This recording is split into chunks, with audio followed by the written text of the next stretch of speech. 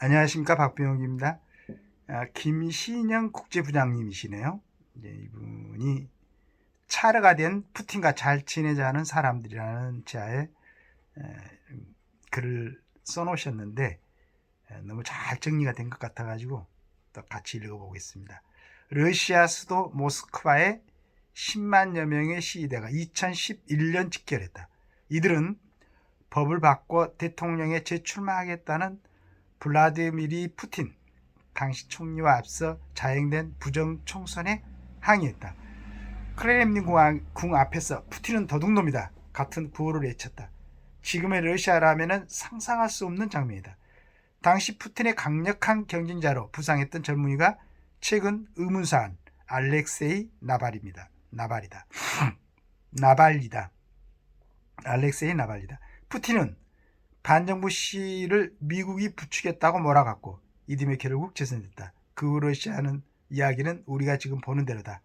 15, 17 사이에 치러지는 푸틴의 5번째 대선엔 경쟁자가 없다. 감옥에 갇혔던 나발리는 약 한 달 전에 갑자기 죽었다. 얼마 전 열린 그의 장례식 때 모스크바 거리에 많은 추모객이 나왔다. 하지만 대부분이 조용히 서 있기만 했다. 공포가 저항심을 압도한 스산한 풍경이었다. 2011년 그러니까 시위대하고는 많이 차이가 있었다는 얘기죠. 푸틴이 집권하는 아마 10몇 년 동안 집권하면서 굉장히 이제 푸틴은 선거도 하기 전 지난 13일에 국영 매체와 긴 인터뷰를 통해 당선자처럼 다음 임기 계획을 밝혔다. 그러면서 핵 위협을 숨기지 않았다.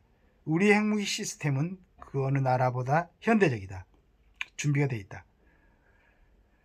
푸틴은 우크라이나 침략은 땅 따먹기만을 위해서가 아니다. 공산주의의 패배를 받아들이지 못하는 그는 자유주의라는 개념 자체를 혐오한다. 유럽과 미국을 이기고 옛 영광을 되찾기를 꿈꾼다. 푸틴의 정신세계가 가장 잘 드러난 자료로는 2007년 미넨 안보회의 연설이 꼽힌다. 그는 미국이 초강대국으로 군림하는 냉전 후 세계의 치를 떨면서 여러 차례 소리를 친다. 미국은 모든 영역에서 선을 넘고 있습니다. 누가 좋아하겠습니까? 러시아의 우크라이나 침공을 본 북유럽 국가들은 서둘러 나토라는 방패 아래로 들어가고 있다. 푸틴은 아마 나토를 부수고 싶을 것이라고 전문가들은 말한다. 불가능한 일도 아니다. 나토 회원국인 에스토니아, 리투아니아 등 국경 너머 서구에 탱크 몇 대만 밀고 들어가면 된다.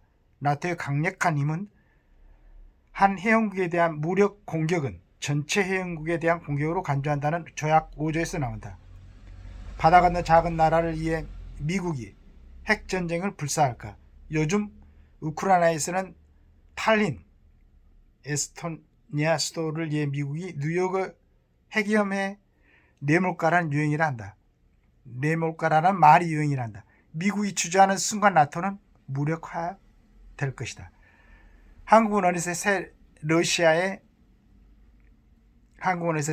선화기가 가장 가까이 닥친 나라 중 하나가 되었다. 푸틴은 북한으로부터 우크라이나 전에 쓸 포탄을 받고 북한의 미국 무기 기술을 전수하고 있다. 북러가 대놓고 밀착하는데도 한국은 우크라이나에 직접 무기를 보내주는 나라의 빈 창고를 채워주는 우회적 방법으로만 우크라이나를 돕고 있다.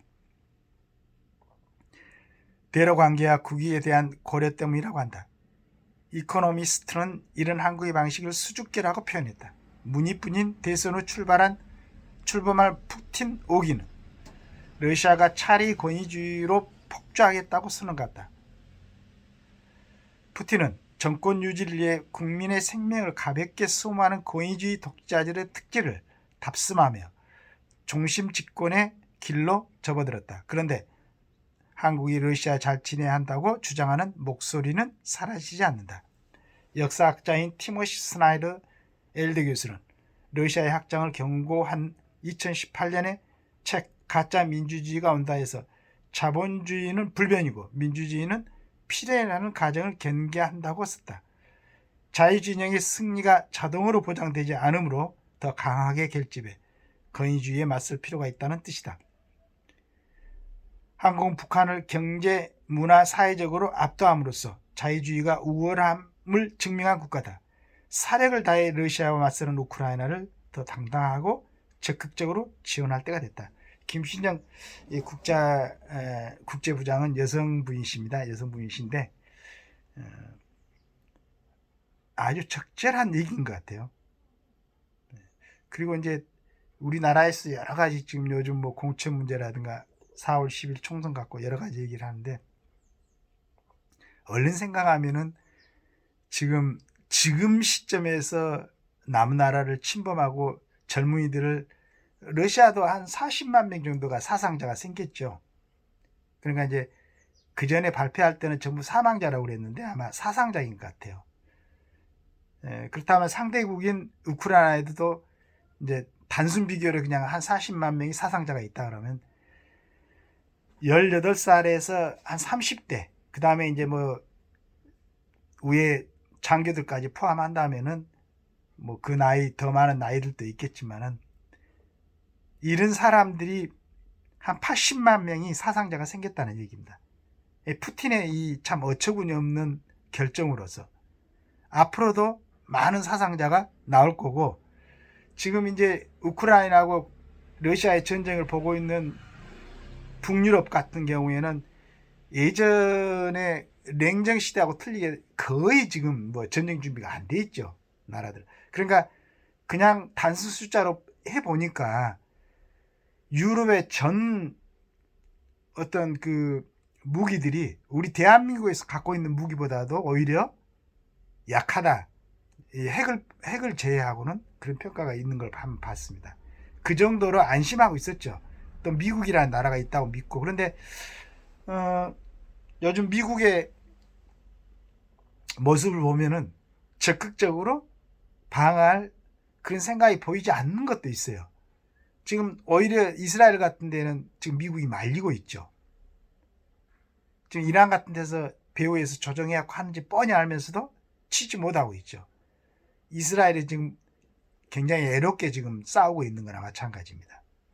그러나 워낙 이제 인구는 적지만은 기존에 항상 준비를 하고 있던 이스라엘이고 강력하게 대응을 하다 보니까 감히 이제 더 이상 나서지 못하고 있는데 저렇게 되면은 뭐 중동은 다시 아마 큰 전쟁에 휩싸이게 될 수도 있다. 물론 이제 그걸 우려해가지고 미국에서 지금 조금 이제 자제를 시키고 있는 것 같은데 이 미국의 어중간한 태도가 대한민국에서 만약에 전쟁이 일어났을 때는 바뀐다는 보장은 없습니다.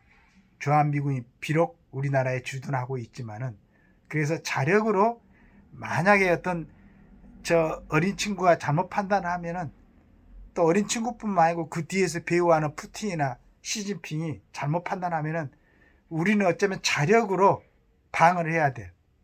더구나 이제 그러는데 우리 지금 대한민국 안에도 자유민주주의 체제에 대해서 뭐 해이를 느끼는지 어쩐지 모르겠는데 여러 가지 세력들이 있죠. 또 여러 당에서 지금 공천한 거 보면은 우리나라의 대한민국의 뭐 헌법이라든가 법률을 갖다가 위반하고 있는 사람들 충분하게 앞으로 이 사람들이 외치는 소리를 들으면 위반할 가능성이 다분히 있는 사람들이 지금 헌법기관인 국회로 진입하려고 준비를 하고 있는 거죠. 그러니까 이런 모습을 보면서도 지지를 하고 있는 국민들이 있다는 것은 지금 푸틴을 지지하고 뭐 한 80% 이상이 된대요. 러시아에서도. 그래서 아무리 정보가 전달이 되고 기존에 2000 몇백 년 전에 뭐 우리 성인들이 뭐 소크라테스부터 공자, 맹자, 예수님까지 전부 나와서 어떤 얘기를 했더라도 사람의 어떤 지능은 뭐 이렇게 진화되는 것 같지는 않아요. 그래서 우려가 됩니다. 그런데 이제 이런 상황을 놓고 우리 그 김신영 국제부장이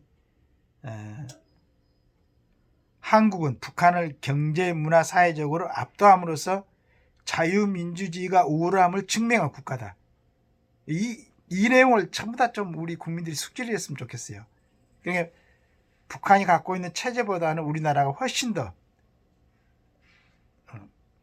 경제나 사회나 문화적으로 우월하다. 사력을 다해서 러시아와 맞서는 우크라이나를 더 당당하고 적극적으로 지원할 때가 됐다. 이렇게 마쳤습니다. 지당한 얘기인 것 같습니다. 좋은 하루 되십시오. 감사합니다.